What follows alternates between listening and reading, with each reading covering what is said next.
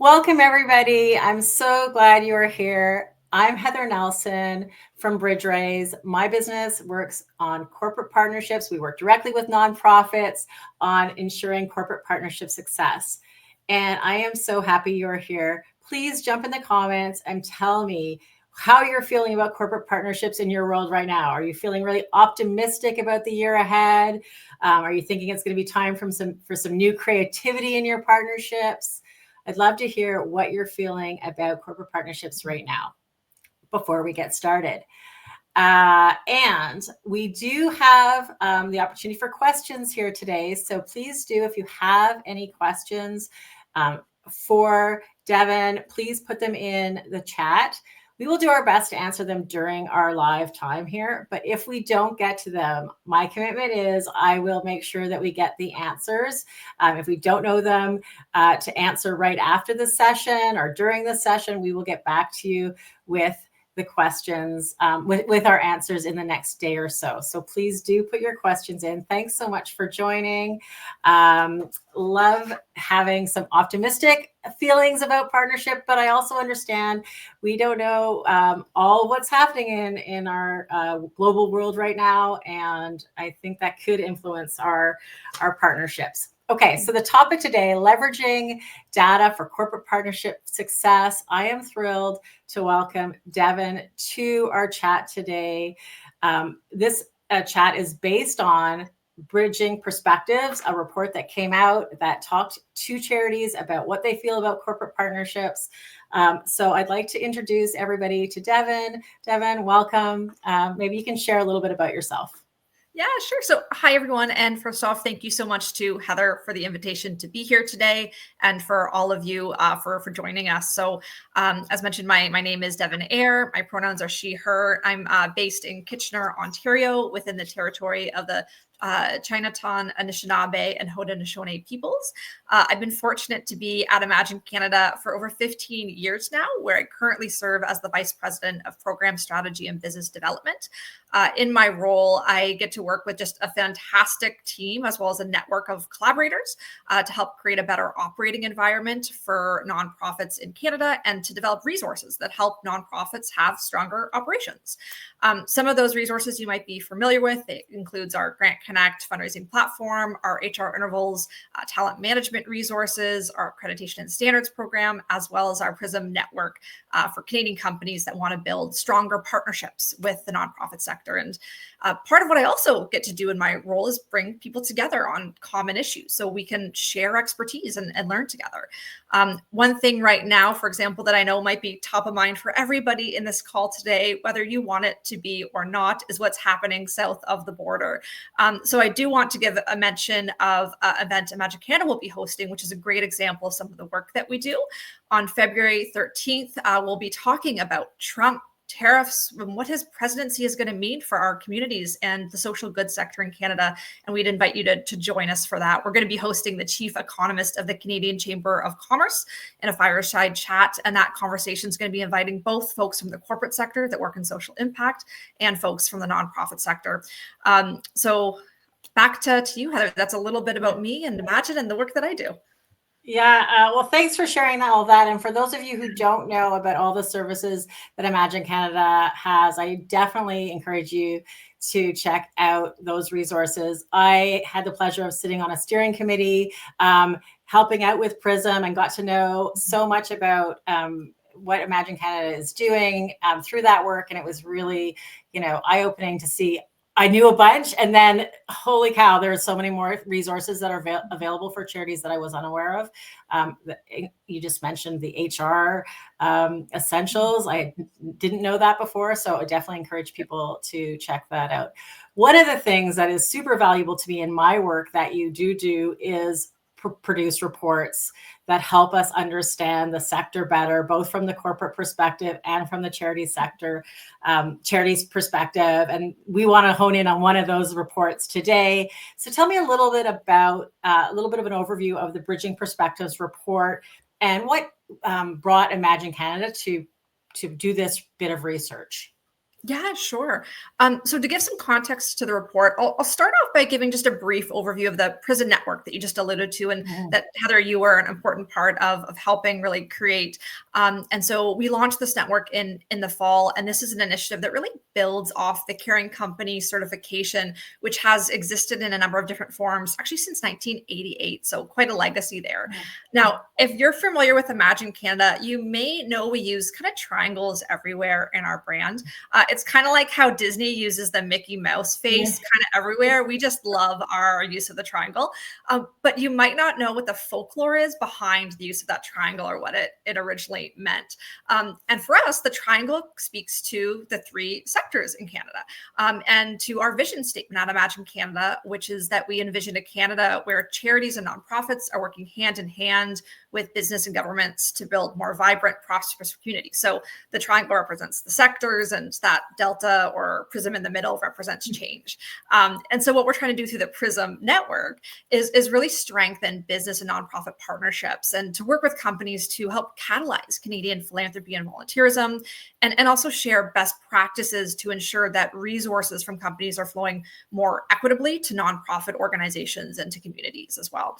And so the Prism network still has that Imagine Canada certification, but now really expands beyond that and provides insights and resources to companies that really enables them to better understand how to partner with community organizations like yours, and how to develop really impactful strategies for giving and community engagement. And so this study, which was led by myself and my wonderful co-author, Nicole Mills, who I want to give a shout out to, this study was a really important part of that vision. And we believe that there's just, so much to be gained from building stronger relationships across sectors and a stronger understanding across sectors. But we also know these partnerships face a lot of challenges. And sometimes these challenges can be often unspoken because of the lack of shared knowledge, or sometimes even because of the power dynamic that can exist in these relationships. So in order to create that better shared understanding, we wanted to have this platform, this survey that could bring forward really candid perspectives from across the sector on nonprofit views and aspirations for corporate social impact. So we want to understand how corporate philanthropy and corporate partnerships, from the perspective of nonprofits, can help them better fulfill their missions, and where it also might need an improvement. And we are really excited about this survey, this initiative, because also the representative nature of it allowed us to lift up voices from smaller grassroots organizations that we might not often hear from, or who aren't yet at the table with companies and in communities.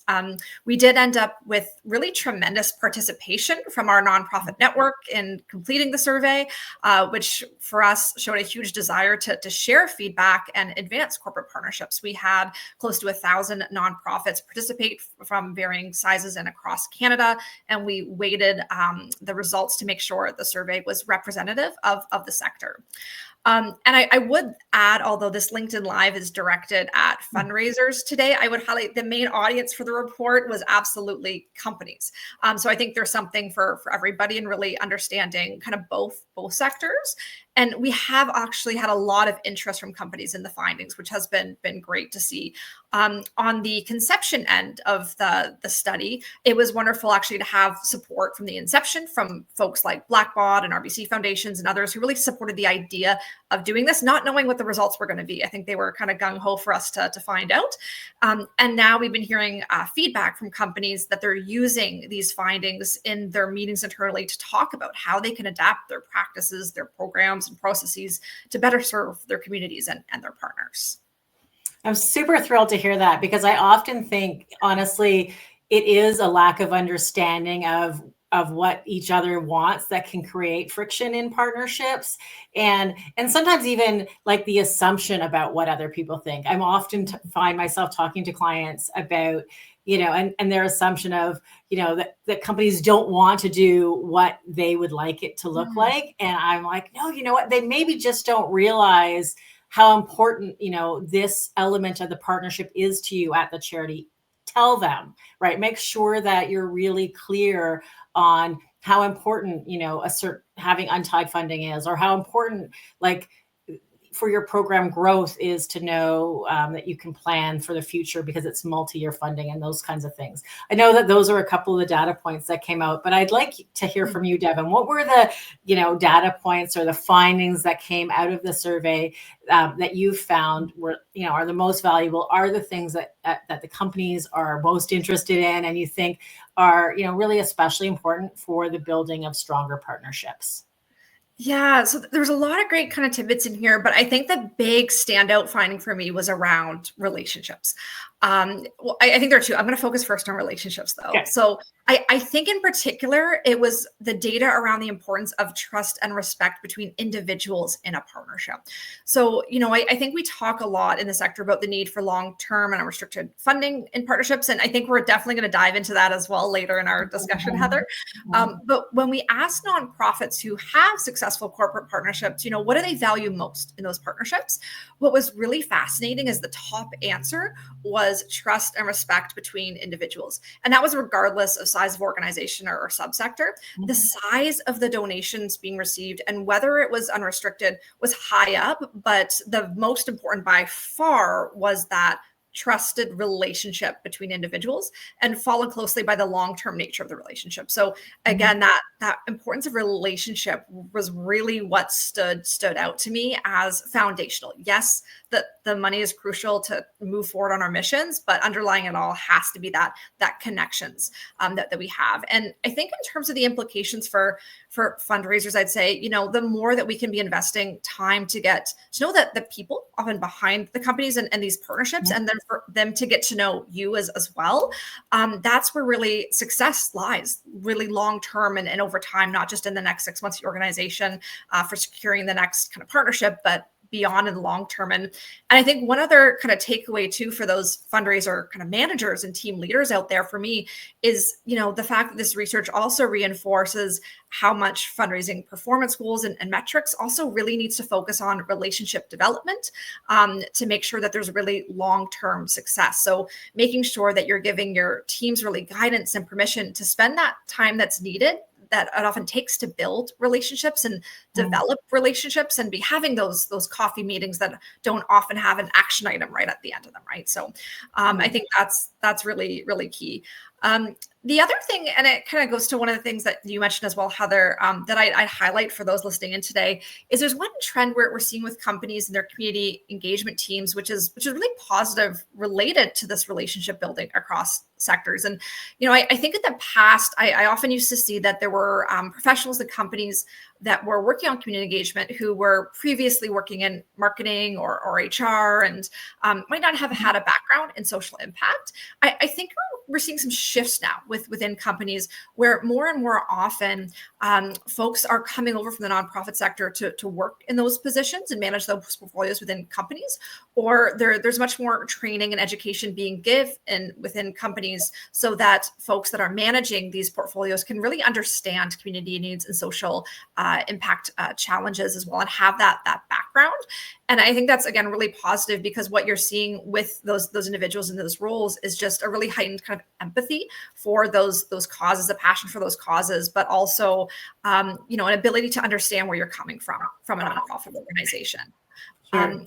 I love both of those suggestions. I think, just for the people listening, that idea of building relationships, something we talk internally at BridgeRaise all the time about how important it is to try to move from like a very transactional, like, submit a thing, get money, put something in front, into a more relationship oriented conversation where you can understand the needs of the business. You can, really connect and build something that's meaningful for both organizations.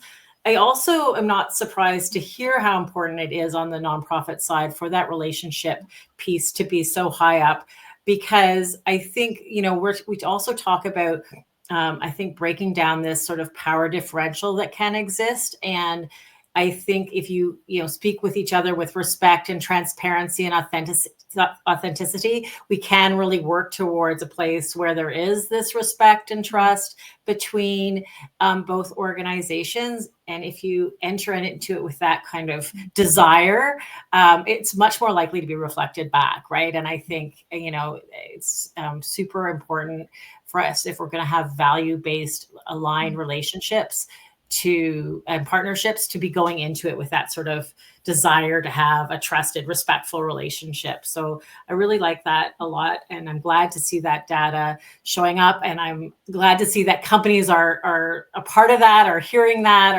are valuing that message as well.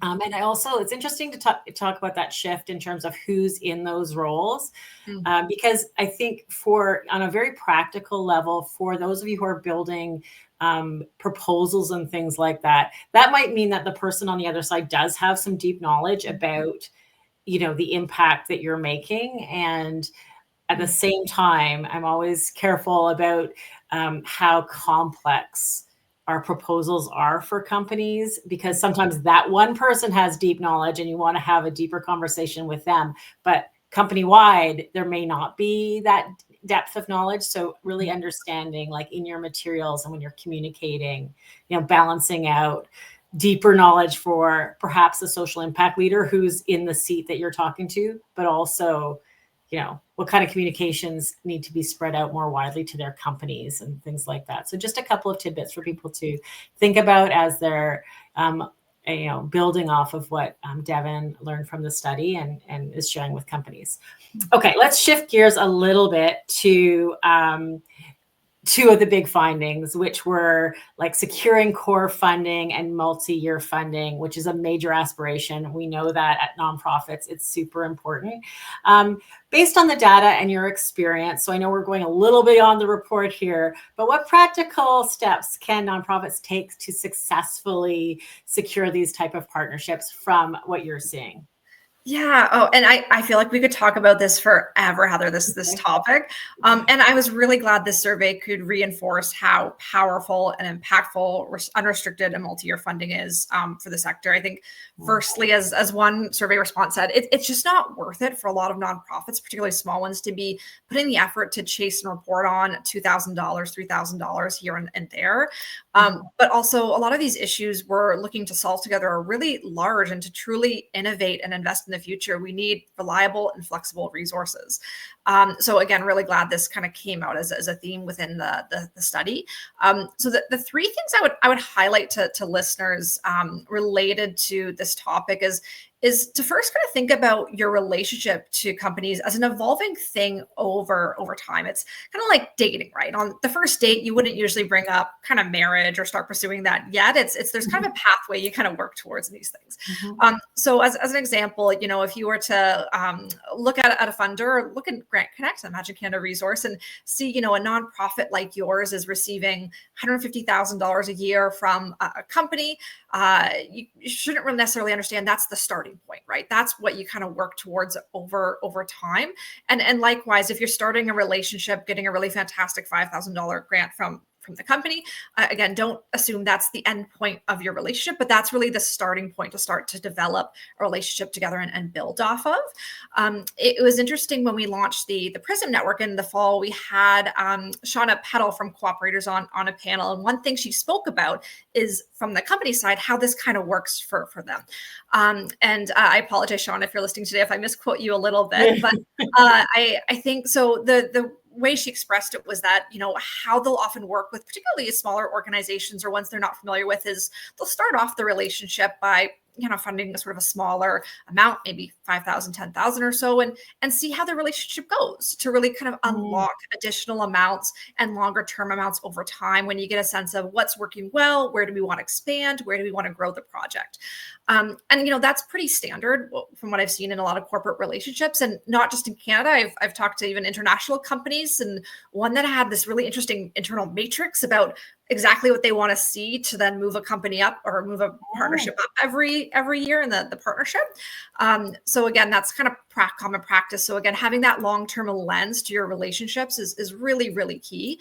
And sort of recognize that, okay, if you're getting a smaller grant right now, or it's single year, how do you think about or have open conversations about what could we do together that could be longer term in nature? What would be of interest to the partner, and start having conversations about that early on.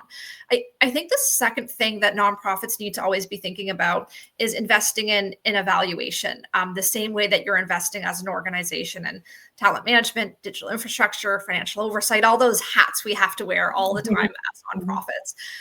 So there was a really big shift during COVID towards more of a willingness to provide unrestricted funding, a lot of lessons learned about trust-based philanthropy, and that's fantastic. And a lot of the learnings from there are here to stay, but there is some evolution also kind of going forward. And I think what we're seeing now in the last year or so in surveys of companies, I think you can look at Benevity and CCP in the States as some of those resources, is that for large partnerships, there's becoming more and more of an expectation towards needing long-term impact measurement and a display of the value behind partnerships. And so this is going to be an increasing need, I think, for those nonprofits that can really well navigate conversations around impact measurement. I think that's going to be a lot of the key to securing more multi-year funding and unrestricted dollars, whether you're from a grassroots organization or a larger one. And then I think the last point, again, I'm going to talk about this forever there, Heather, but I'd say around securing multi-year funding and more unrestricted dollars is, and this is a point that comes up sometimes in conversations I have with folks when they're working on proposals, is if you're getting someone really excited about a short-term project, they're going to fund a short-term project. And I'll explain what I mean by that. So now, and I think this is often true more so for business partnerships more than things like government. So just a caveat there. But I'd say as much as possible where you're developing the relationship, getting to know each other, working on a proposal, it can be really tempting to focus on those solid details of the project, all the activities that you want to do. But I'd say for developing these business relationships, I think you want to think about how to pitch your organization and present the strengths of your organization as a whole. And the project details are there for due diligence. So you can talk about the strength of your leadership, your digital innovation that you do, your strategies for evaluation, and how you advance equity in your communities. You want to talk about the partnerships you hold, your awards, accreditations. And so those are things that are going to make you more investable, but also help the company get really excited about the long-term relationship with you and how you could work together in different ways, and much more willing to support, I think, general requests. So I'll end it there, I think. Yeah.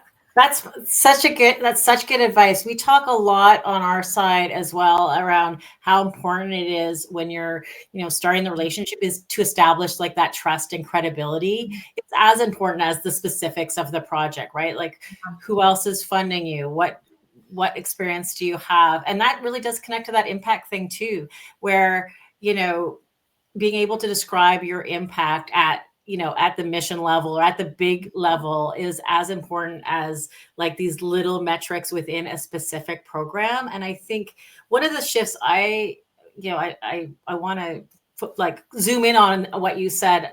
Yeah. I'm hearing that focus on impact is super, super important. It has been for a while. It's getting to be more so. And I think that's partially too because technology is enabling different models of impact measurement to be built.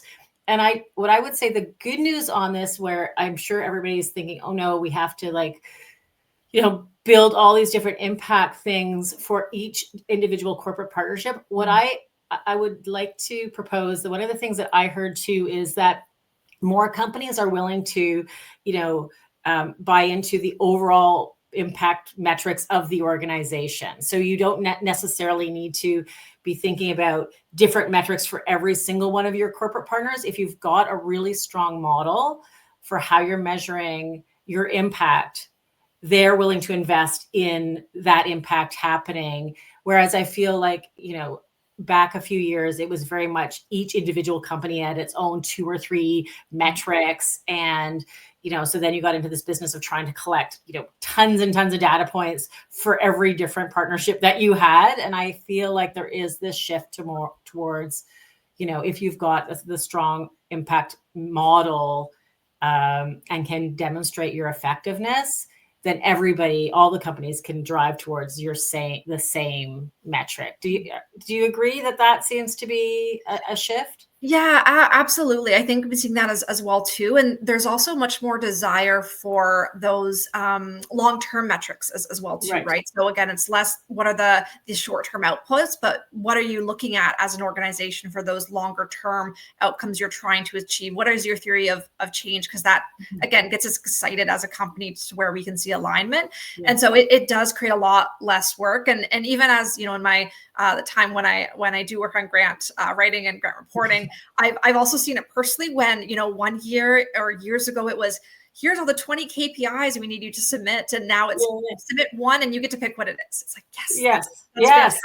fantastic. Yeah. Exactly. That's where I feel like when people are getting anxious about it, you know, yes, it is an investment to figure out the theory of a change and your model initially, but at least then once it's there, you know, explaining this to companies, showing them your theory of change slide, explaining what your impact is, gives them that opportunity to get invested in the long term. And I'm always talking about this, that, you know, if you're going to talk about short-term transactional, then why should they invest in a 3-year partnership?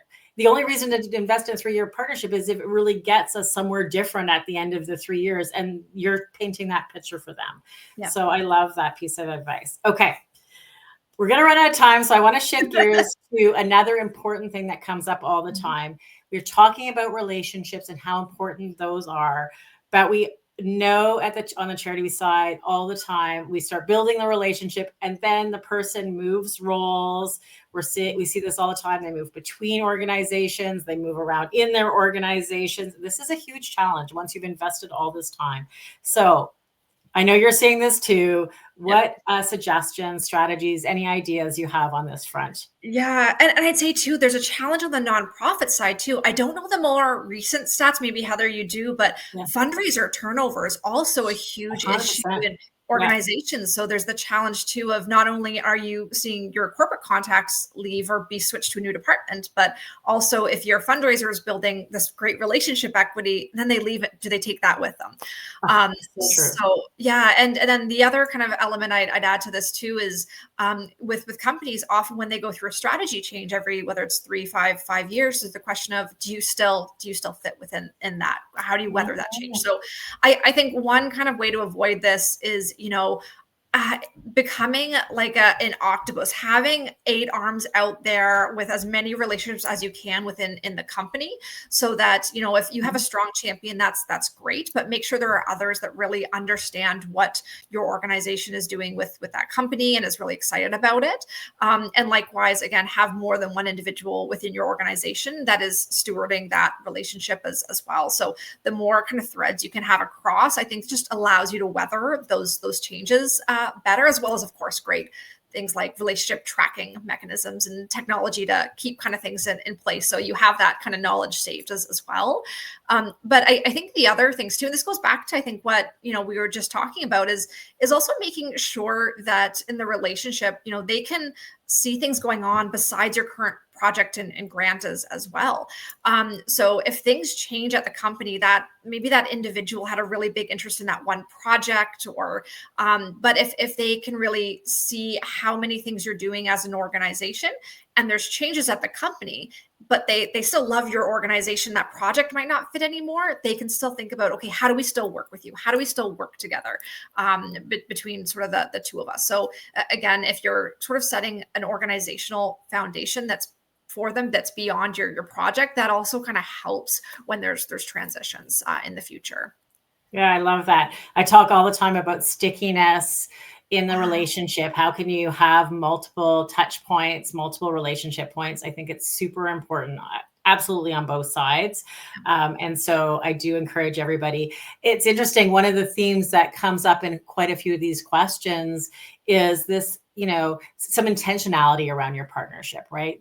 Whether it's in the relationships and multiple relationships, or it's, you know, introducing them to the vision of your organization and the impact that you have, as well as the project. All these things take, like, thinking about it in an intentional way and not just falling back on, you know, the quick ask, the quick transaction. And so it's nice to see that sort of thread come through quite a few of these answers. And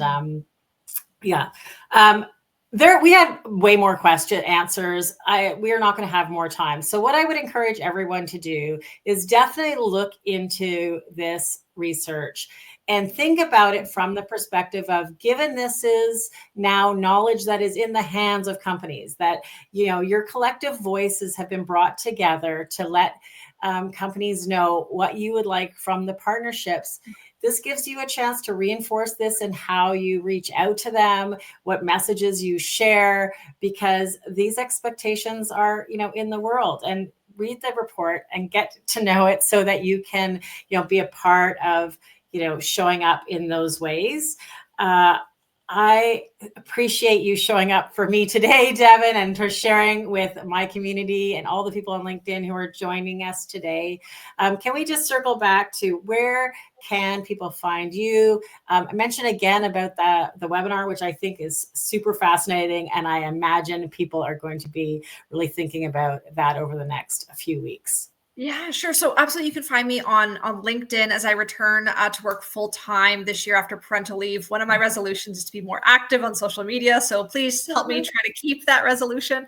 And I'd also say too, you know, as you're going through a report and you find it of interest, also, if you're willing, share it with your corporate partners. And I'd invite you, as you do so, CC me or my co-author Nicole Mills, and introduce us. We'd be happy to talk to them a little bit about the findings as well. And yeah, and as Heather mentioned, we'd love to see you all as well too at some of our other Magic Canada events, like the one coming up on February 13th. You can find it on our website on magiccan.ca. I believe it's called, I feel like we need to change the name of it every kind of day based on what's happening in the news, but I believe it's something like Trump, tariffs, and the economy. It's a fireside chat coming up soon, which will help us all get together and learn, maybe also gripe a little bit about kind of what's happening.